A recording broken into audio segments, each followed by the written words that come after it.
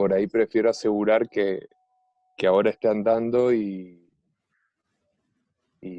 bueno, entonces ya desarrollábamos los temas y les queda a ustedes. Ahí ya puse a grabar, acá me figura grabando arriba, así que espero que esté grabando. Bueno, les comentaba en la primera clase entonces, de hace 2 semanas, la modalidad del cursado que a mí me gusta es, la idea es que ustedes conozcan la materia y se lleven un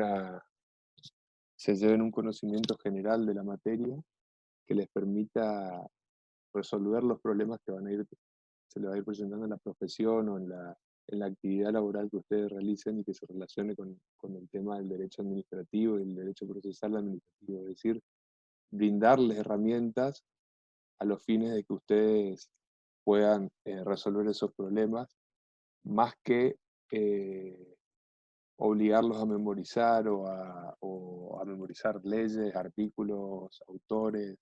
La idea es que ustedes sepan dónde buscar, sepan los conceptos generales, sepan eh, la cuestión estructural del derecho administrativo, y eso les va a permitir adaptarse a cualquier problemática que después puedan tener en la vida profesional. Eh, en un principio, nosotros habíamos hablado que se iba a utilizar un programa nuevo que se llama, donde la materia toma el nombre de Derecho Procesal y Procedimental Administrativo, y así se dio la primera clase conforme a ese programa, y luego charlando con la titular de la cátedra, nos manifestó que la mayoría de los ingresantes, de los alumnos que están en las diferentes comisiones de la cátedra, son de planes anteriores al del 2017 o 2016, y por tanto no dieron el administrativo 1 nuevo, conforme el cual se armó el programa de Derecho Administrativo 2 nuevo, y por ende nos recomendaba la doctora que demos el programa viejo, el tradicional del Derecho Administrativo 2, que es el que yo cargué en el aula virtual anoche. No sé si entraron a ver, ahí está cargado el programa. Este programa, el programa nuevo, se estructuraba directamente como una especie de derecho procesal administrativo, como les hablé en la primera clase, con todas las materias y la instancia del derecho procesal. Este que vamos a ver ahora, este programa, tiene derecho procesal, tiene derecho procedimental y tiene algunas cuestiones que por ahí son de fondo del derecho administrativo, como lo que vamos a ver ahora del poder de policía o la responsabilidad del Estado, que son temas muy importantes también y que de acuerdo a la nueva programación están en el administrativo 1, que ustedes probablemente no lo vieron.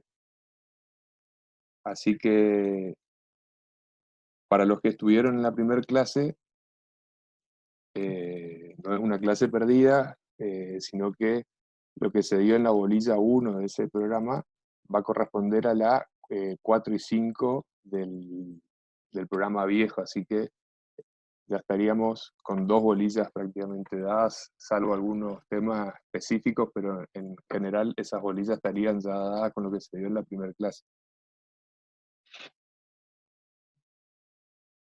Bueno, comenzando con la, la bolilla 1 del programa antiguo. La bolilla 1 nos trae el tema de las limitaciones a los derechos individuales, el poder de policía, así se titula. El poder de policía y la policía, como dice el punto 1 del programa, refieren a conceptos que tienen una vaguedad en su contenido que obligan a generar que se realicen unas ciertas aclaraciones en cuanto a la diferenciación entre uno y otro, porque si bien la mayoría de los autores, incluso, y la corte misma, muchas veces confunde y utiliza como sinónimos policía y poder de policía, ambos conceptos refieren a cuestiones distintas. Mientras que el poder de policía refiere a potestad o una facultad del Congreso de legislar y de regular, limitando los derechos individuales para hacerlos compatibles con el orden público, la noción de policía, solamente policía, refiere a una actividad administrativa que en general se materializa en la aplicación de esa norma, ¿sí? Es decir, la policía aplica el poder de policía, digámoslo así. Es decir, son nociones distintas. Después en la bolilla número 2 vamos a ver que existen numerosas o numerosos tipos de policía, ¿sí?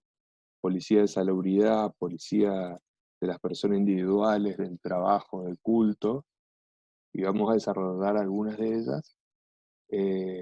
No obstante que también tienen que tener en cuenta y estar con los ojos abiertos cuando se estudia y no confundirse o no confundirse con la noción de policía de seguridad, que también es un tipo de policía, pero no es el único, y por ahí uno cuando habla de policía, automáticamente se le viene a la cabeza el oficial, el agente de seguridad. Y en este caso, en realidad lo que vamos a ir viendo, ustedes van a ir viendo a medida que desarrollemos el tema, es que de lo que se habla aquí es de el ejercicio de las funciones del Estado, el ejercicio del gobierno. En realidad lo que estos autores denominaban la policía son las diferentes funciones que va a tener el Estado, ¿sí? Muy bien. Entonces, dijimos, el término poder de policía refiere a una facultad atribuida al Congreso de la Nación, y el término policía solamente refiere a una actividad administrativa, ¿sí? El procurador del Tesoro de la Nación, que es el jefe de los abogados y organismo asesor del Poder Ejecutivo, emite una suerte, una suerte de jurisprudencia administrativa, se la ha denominado, que son sus dictámenes, a los cuales el Poder Ejecutivo somete a su opinión para cuando tiene que resolver alguna cuestión interna de carácter administrativo. En un caso, en el año 2004, el entonces Procurador del Tesoro era el doctor Rosati, que actualmente es uno de los ministros de la Corte Suprema, emitió un dictamen. El dictamen está cargado en el aula virtual, donde se expidió acerca de estos dos conceptos, el concepto de poder de policía y el concepto de policía. Yo lo subí porque, más allá de que se encuentran estos conceptos en cualquier libro, eh, es interesante tener una opinión de uno de los ministros de la Corte Suprema, y desempeñando una función como jefe de los abogados del Estado, ¿sí? En ese dictamen, que es el dictamen número 250-65, había sido sometido a discusión, estaba en discusión en ese momento, un artículo de la ley 25.345 que obligaba a los frigoríficos a incorporar unos guardaganados electrónicos donde se medía el peso y el tamaño de los animales antes de faenar. Y la discusión era si la Secretaría de Agricultura, Ganadería, Pesca y Alimentos podía exigirle a los frigoríficos que adquieran este producto o que incorporen este producto en su sistema de producción, y por otro lado, si el Estado debía hacerse cargo o no del costo y adquirir los productos, los guardaganados electrónicos. En ese caso, dice Rosati en su dictamen, dice que estamos, bueno, en presencia del analiza el poder de policía. Dice, el poder de policía fue ejercido eh, de manera correcta por el Congreso de la Nación al sancionar esta ley y establecer los requisitos generales en los cuales los frigoríficos deben acceder a la incorporación de estos guardaganados electrónicos. Por ende, el poder de policía fue ejercido correctamente, y ahí da una definición de poder de policía, diciendo que es la actividad legislativa destinada a arreglar los derechos individuales para hacerlo compatibles con el orden público y que tienen su sustento en el bien común, y que si bien implican una limitación a los derechos individuales, esa limitación está fundada en el bien común, ¿sí? Y dado que implica una limitación de los derechos, solamente puede ser realizada por ley, ¿sí? Concluye dando una muy buena definición de poder de policía, diciendo que es la potestad legislativa reguladora de los derechos reconocidos por la ley fundamental, o sea, por la Constitución, que trata de compatibilizar las libertades y derechos de los individuos entre sí con los que corresponden a la colectividad en su conjunto a través de la sanción de leyes formales. Y respecto de la actividad administrativa, dice que la Secretaría de Agricultura, Pesca y Ganadería, que era el órgano de aplicación en lo referido a estos guardaganados electrónicos, estaba facultada por la ley para, eh, para obligar o para requerir a los frigoríficos que incorporen esta tecnología en su, en su estructura de comercialización. Por ende, daba el visto bueno, digamos, dictaminaba a favor de la adquisición por parte del Estado de esta tecnología, en tanto el poder de policía como actividad reguladora ejercida por el Congreso de la Nación fue ejercida correctamente, y la actividad que iba a ejercer el Estado, el Poder Ejecutivo, a través de la Secretaría de Ganadería y Pesca, estaba legitimada en una norma previa, una norma legal que lo autorizaba y lo facultaba a realizar esa actividad de policía, ¿sí? Básicamente el objetivo del guardaganado electrónico tenía dos objetivos: uno tributario, fiscal, era evitar la evasión fiscal de los frigoríficos, eh, teniendo de esta manera controlando el peso y medida de los animales faenados a los efectos de la tributación posterior que debían realizar los frigoríficos. Y por el lado de la Secretaría de Ganadería y Pesca le permitía conocer o realizar los estudios estadísticos a los efectos de ver qué tipo de animales se comen, de qué medida, de qué peso, a los efectos que pudiesen corresponder para sus facultades, ¿sí? Muy bien. Con ese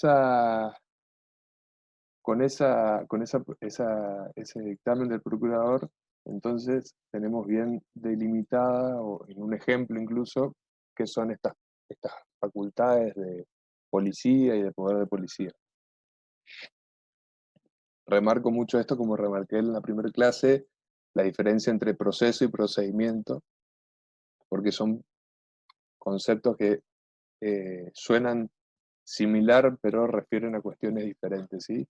Y que son y van a ser pregunta parcial probablemente, generalmente lo son, y en general los alumnos se equivocan o confunden al momento de ser evaluados estos conceptos, ¿sí? Muy bien.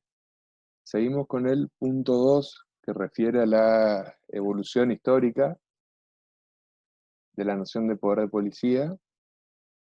Bueno, el poder de policía en general estuvo presente como función eh, a lo largo de toda la historia, ¿sí? La voz policía proviene de la voz latina politia, que a su vez procede de la voz griega politeia. Tanto los romanos como los griegos la utilizaron, y refería, en el caso de la Grecia helenística, a la constitución de la ciudad y del Estado. Era el conjunto de la actividad estatal. Todo el poder público era la policía, ¿sí? Es decir, no había, no había una distinción de funciones, sino que el poder estatal era el poder de policía. En la Edad Media, la policía, la politeia, se divide. Los asuntos de Estado estaban a cargo del soberano, y los asuntos morales y religiosos a cargo de la autoridad eclesiástica. Y luego en la Edad Moderna, con el advenimiento de las libertades y los derechos, el reconocimiento de los derechos individuales, se empieza a tomar una posición restringida, digamos, de lo que va a ser luego la posición restringida del poder de policía o narrow, a los efectos de no interferir en el desarrollo de la actividad comercial, de las libertades consagradas eh, en ese momento que se empezaban a vislumbrar, ¿sí? Estamos ya en presencia del Estado liberal o de mínima intervención, donde el Estado trataba de dejar en libertad al individuo para que se desarrolle y le garantizaba ciertas cuestiones mínimas como son la seguridad, la salubridad y la moralidad. Con el advenimiento del Estado social de derecho o el Estado social, esta actividad va tomando otros rumbos o va tomando otras materias y vamos a ir viendo después en la evolución histórica jurisprudencial de nuestra Corte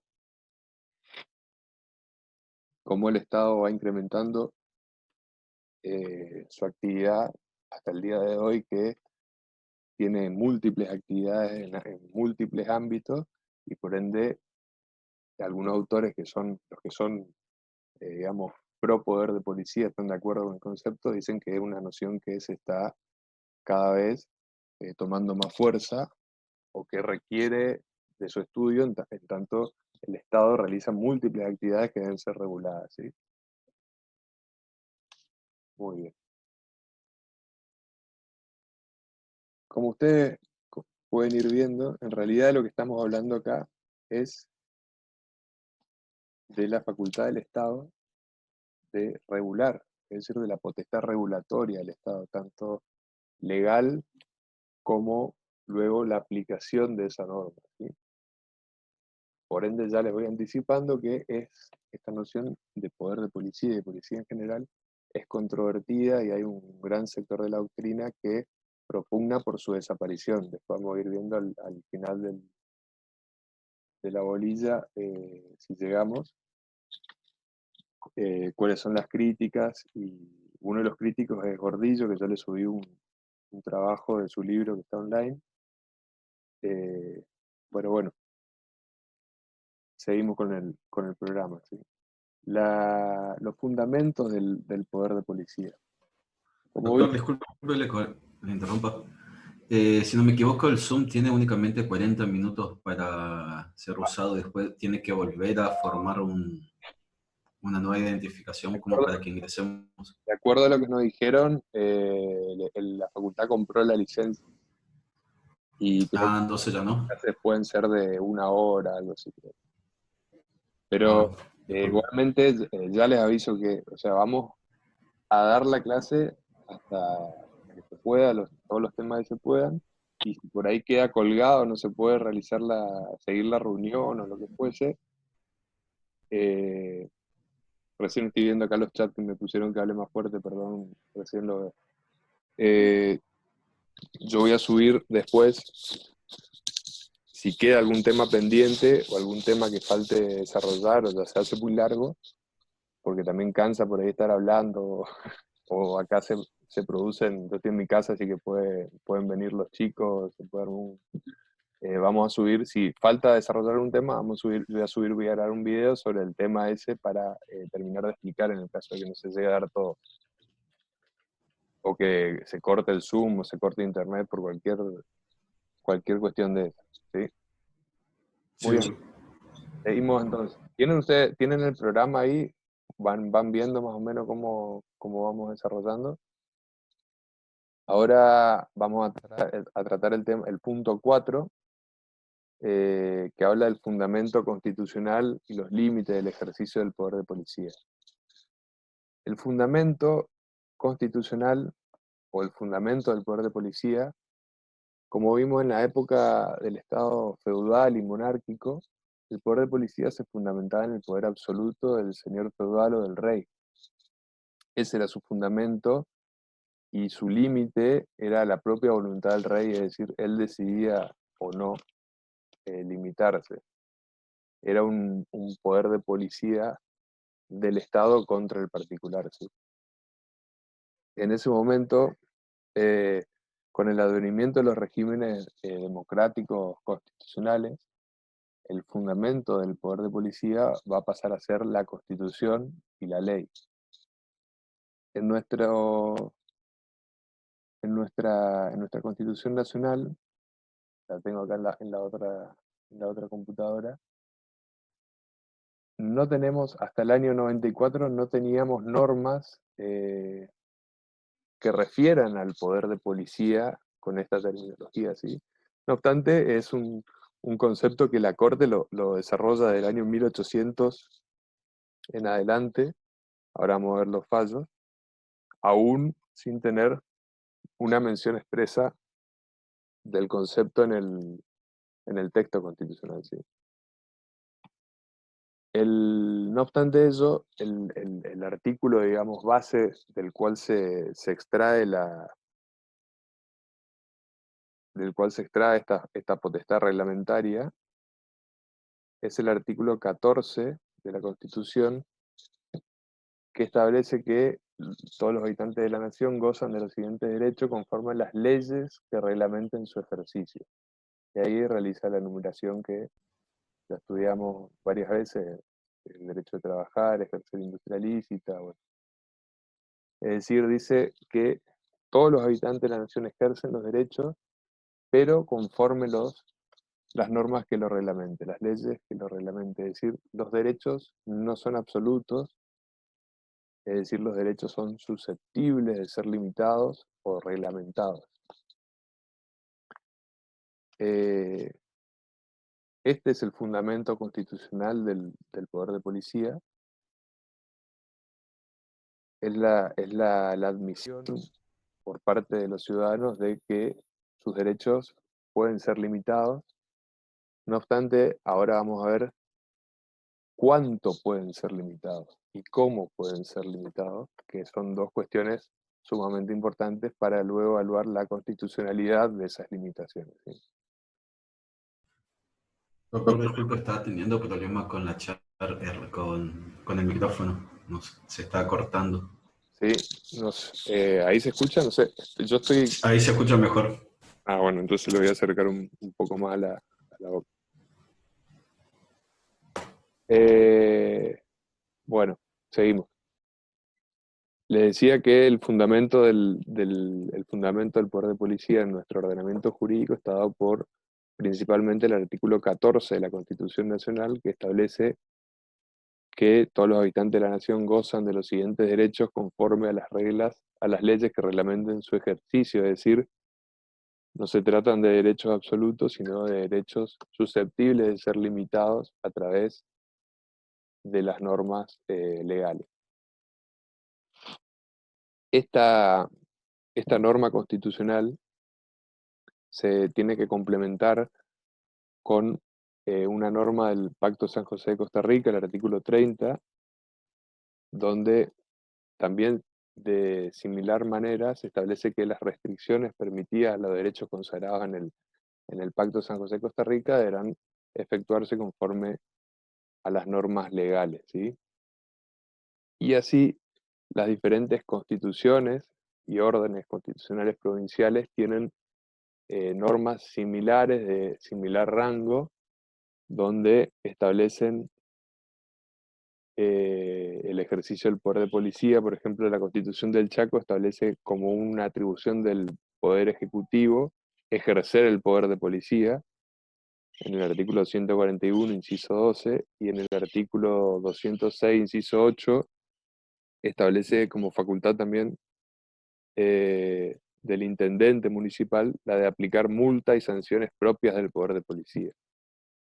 Eso para lo que son de Chaco, y para lo que son de Corrientes, el artículo 225, inciso 10, establece que entre los deberes del municipio dice imponer multas y sanciones propias del poder de policía, y el artículo 234 dice los municipios retienen la jurisdicción sobre lugares situados en sus ejidos en materia de interés local y conservan los poderes de policía e imposición.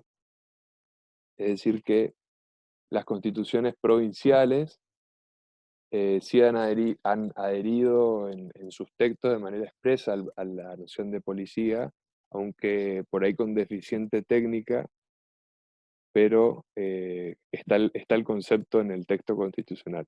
Digo con deficiente técnica porque, por ejemplo, la Constitución del Chaco dice que es una atribución del Poder Ejecutivo ejercer el poder de policía. Y dijimos que el poder de policía es una atribución del poder legislativo del Congreso de la Nación. El Poder Ejecutivo lo que hace es ejercer la policía, es decir, da cumplimiento a la norma. Pero bueno, en, ese, en, ese, en esa disyuntiva nos encontramos, pero esto es lo que yo les comentaba, que por ahí se usan indistintamente los conceptos, pero a la hora de precisarlos hay que saber a qué refiere uno y a qué refiere otro. ¿Sí?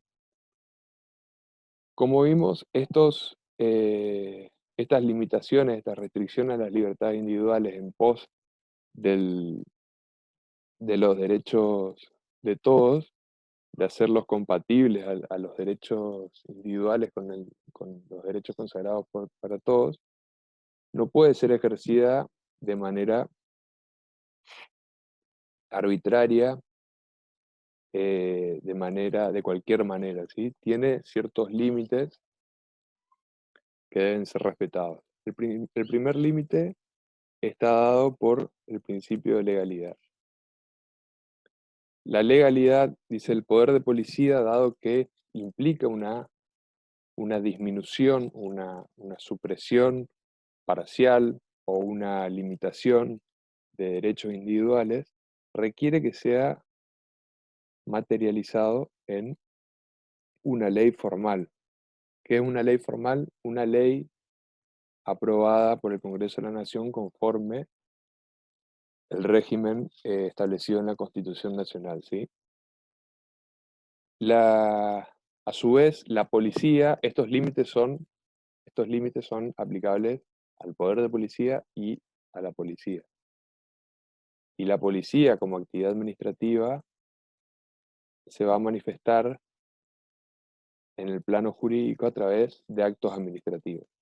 Estos actos administrativos siempre deben tener como respaldo una norma legal donde se autorice, tal como vimos en el ejemplo del dictamen de la Procuración del Tesoro, donde la norma nacional facultaba a la Secretaría de Agricultura y Pesca para que obligue, compele a los frigoríficos a adquirir la tecnología de los guardaganados electrónicos. Es decir, la limitación debe estar establecida en una ley y la aplicación de esa limitación debe realizarse a través de un acto administrativo que Se tenga le está respaldo. cortando, doctor, el internet.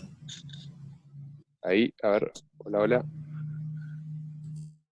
¿me escuchan? Hola, hola,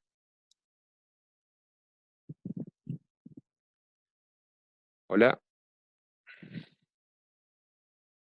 hola, hola, hola. Hola, Sí, ¿me ahí se le escuchan? escucha, Ahora doctor. sí, profe, le sale. Bueno, muy bien. Seguimos entonces con el tema.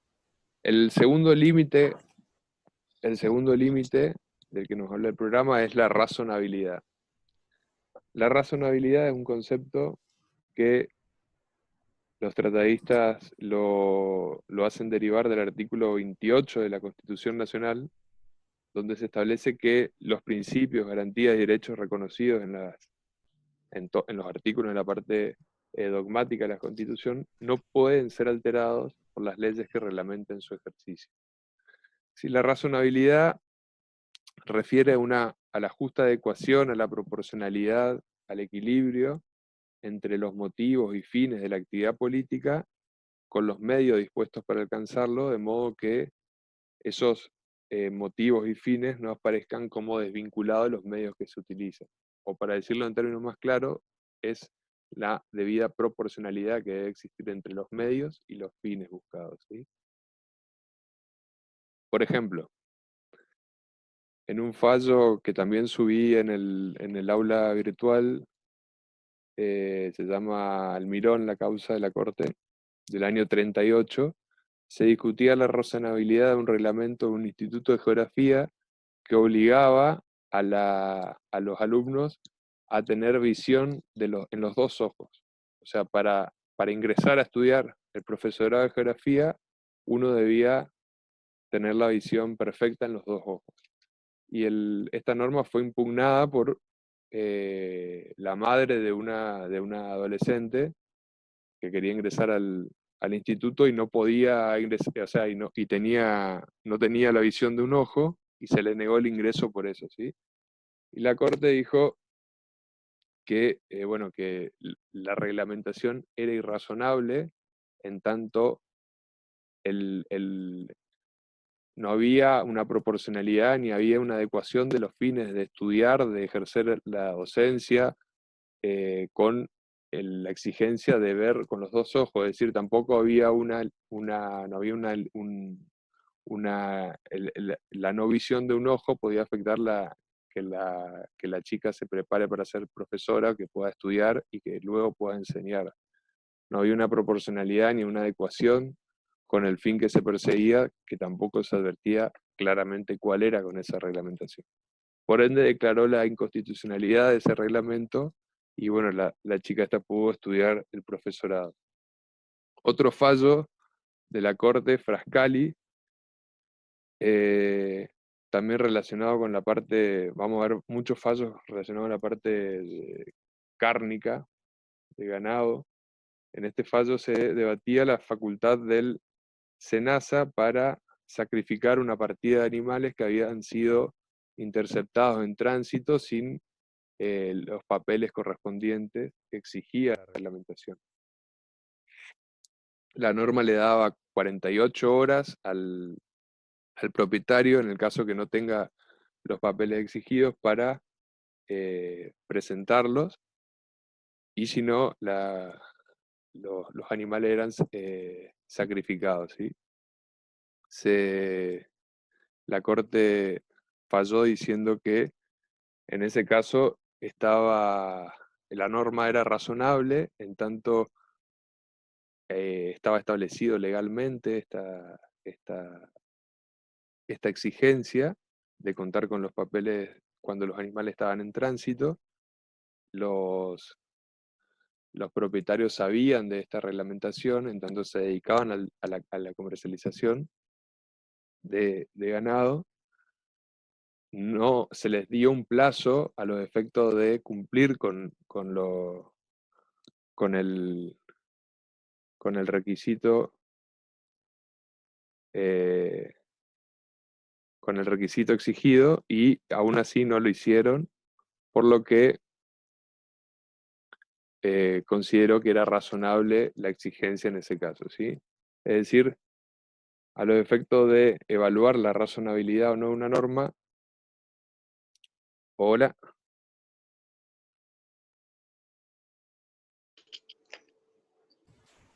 ¿Se ¿Se lo escucha? escucha, doctor? Ah, Sí. bueno. A ver. Esperen porque se me salió. Yo no lo estoy. Ahí está. Muy bien. Entonces, a los efectos de evaluar la razonabilidad de la norma o del accionar de la administración, como era este caso, se debe estar siempre al caso concreto, evaluar las condiciones, las circunstancias fácticas que se dan y que se traen a resolver si el caso fue judicializado. No hay no hay un esquema general para resolver todos los casos, sino que se debe evaluar caso por caso, ¿sí? Por ejemplo,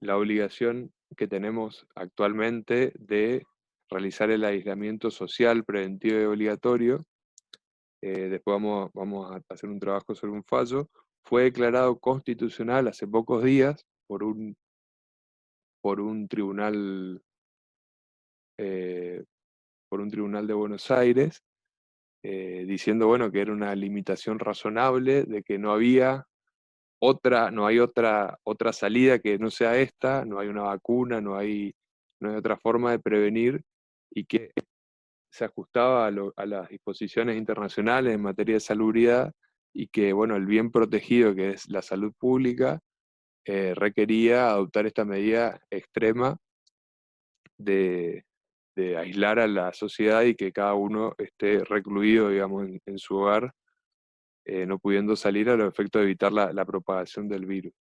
En ese caso también fue evaluada como límite la razonabilidad de la norma. Así que, bueno, en cada caso particular se deberá, no quiere decir que transcurrido cierto tiempo, o que si esto se prolonga en el tiempo, si se intensifica o cambian las circunstancias de hecho que lo originaron, esta normativa no pueda volverse irrazonable, ¿sí? Por eso les digo que el test de razonabilidad es una cuestión de hecho y que se debe realizar en cada momento de acuerdo a las circunstancias fácticas en las cuales fue dada la norma y se están desarrollando los hechos, ¿sí?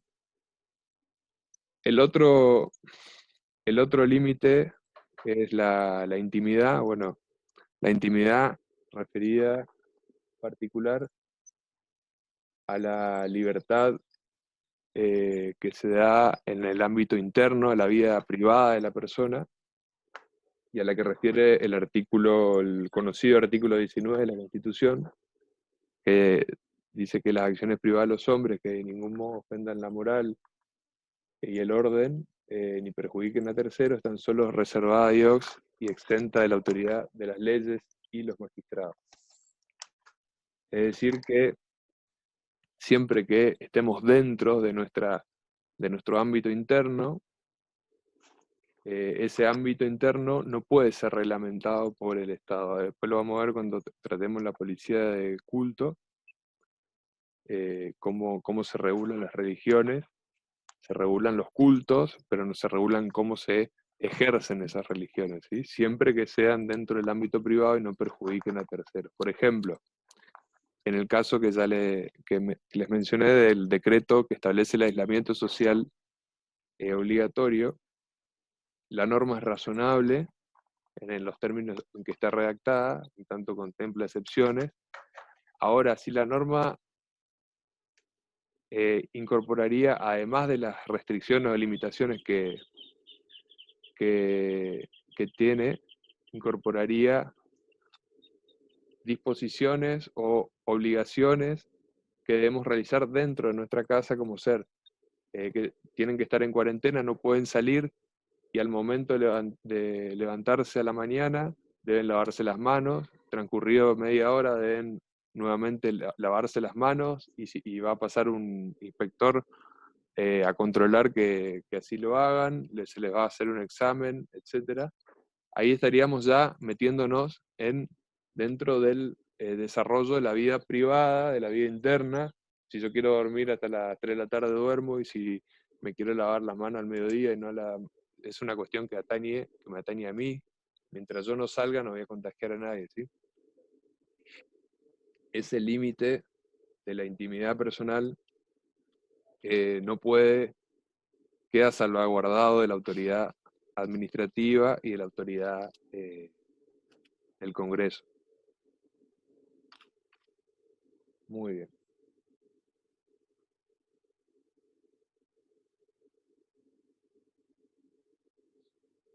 La jurisprudencia de la Corte Suprema es un punto muy importante. También siempre, bueno, en general todo lo que vimos, todo de lo que yo les hablo es prácticamente lo que entra en el parcial. Si algún punto yo no hablo es porque no entra, o porque no reviste a los efectos mayor importancia. Este punto, por ejemplo, es muy importante, el de la jurisprudencia de la Corte. Aparte es interesante, es lindo de ver cómo va cambiando. Dijimos rápidamente al principio que había dos nociones o dos grandes nociones de poder de policía en cuanto a su extensión, ¿sí? Una noción restringida, que dice que solamente el Estado puede regular los asuntos referidos a la moralidad, salubridad y seguridad, y una posición amplia donde se anexan a estos tópicos el bienestar general, la economía, es decir, actualmente todo el desarrollo de la actividad estatal, medio ambiente, propiedad, etc. En los dos primeros fallos que vamos a ver ahora, que datan del siglo XIX, uno de 1869 y el otro de 1887, el Estado argentino estaba en ese momento bajo las ideas liberales, entonces la Corte también tenía una concepción restringida del poder de policía. En el primer fallo, que por ahí algunos lo vieron en Constitucional, es el fallo Plaza de Toros, tomo 7, página 150, de la Corte, se impugnaba una ley. En realidad, la empresa Plaza de Toros estaba gestionando un permiso para instalar una Plaza de Toros justamente en la provincia de Buenos Aires, y el gobierno le niega el permiso fundándolo en una ley que prohibía las corridas de toros, diciendo, bueno, que es una cuestión que afecta la moralidad y la salubridad pública, pero sobre todo la moralidad porque implicaba la muerte del animal luego de una tortuosa tarde de sufrimiento, ¿sí? Y de acuerdo a la concepción, a la moral que teníamos en ese momento, no estaba admitido. Por ahí en España es algo común, acá se lo ve como algo repugnante en general. Entonces la Corte sostuvo que los derechos, en este caso a trabajar o a ejercer industria lícita, si bien... Hola, podían ejercerse legítimamente, no, no había impedimento para que el Estado los reglamente, ¿sí? Y los limite. En este caso, por razones de moralidad pública, con lo cual declara la constitucionalidad de la ley y se confirma la denegatoria del permiso para instalar a la Plaza de Toros. Fue un fallo novedoso, visto desde el punto de vista actual, en tanto es uno de los pocos fallos de protección de animales que vamos a encontrar en esa época. Y luego tenemos otro fallo también novedoso que se llama Saladeristas de Barracas, tomo 51, página 274. Estos datos yo les digo porque es la forma de buscarlo en la página de la Corte. Después les voy a mostrar, si por ahí no saben, cómo se pueden buscar los fallos. En este caso, la Saladerista de Barraca era una empresa también que demanda por daño y perjuicio al Estado, que habían prohibido la faena de los animales a la vera del riachuelo. En tanto, tiraban todos los residuos de los animales en el río y, bueno, generaban un problema para la salubridad pública, ¿sí? La Corte Suprema rechaza la demanda y declara la constitucionalidad de la norma. Este fallo, que es de 1887, es estudiado actualmente por los estudiosos del derecho ambiental, en tanto se lo toma como el primer fallo de protección del medio ambiente, aun cuando la Corte no lo dice en estos términos, sino que lo encuadran en la protección de la salubridad pública. También se estaba protegiendo el medio ambiente a los efectos de evitar la contaminación del riachuelo, ¿sí? Ya de ese momento se empezaba a contaminar el pobre riachuelo. Con el advenimiento del Estado benefactor o del Estado social como, como respuesta al Estado liberal, ¿sí? Que solo se abstenía de actuar y dejaba a los ciudadanos en total libertad de acción, también va cambiando la doctrina de la Corte Suprema y tenemos el fallo Ercolano contra Lanteri y Renshaw, es un fallo del año 22. En este fallo se discutía la constitucionalidad de una ley sancionada en el año 21 a instancia del gobierno de Irigoyen, en la cual se congelaba el precio de los alquileres por 2 años. El propietario de un inmueble que estaba alquilando, que estaba siendo alquilado, impugna la norma, en tanto considera que afectaba su libertad de contratar, de usar y disponer de su propiedad. Decía que, bueno, que el alquiler era un precio que él pactaba con el inquilino y que el Estado no podía inmiscuirse en estas cuestiones privadas. Y la Corte sostiene que la razón de ser de esta ley era tratar de frenar o tratar de salvar la situación de excepción que se da en ese momento de falta de vivienda, con lo cual el derecho del, del- ¿cómo es? El derecho del propietario debía ceder a los efectos de eh, garantizar el acceso a la vivienda de quienes no podían pagar los precios exagerados que se daban. Es decir, esta escasez de vivienda generaba que los propietarios muchas veces se excedieran en los montos que cobraban de alquiler. ¿Qué pasa acá? Entonces la Corte que dice que esta reglamentación efectuada por el Congreso de la Nación a través de la Ley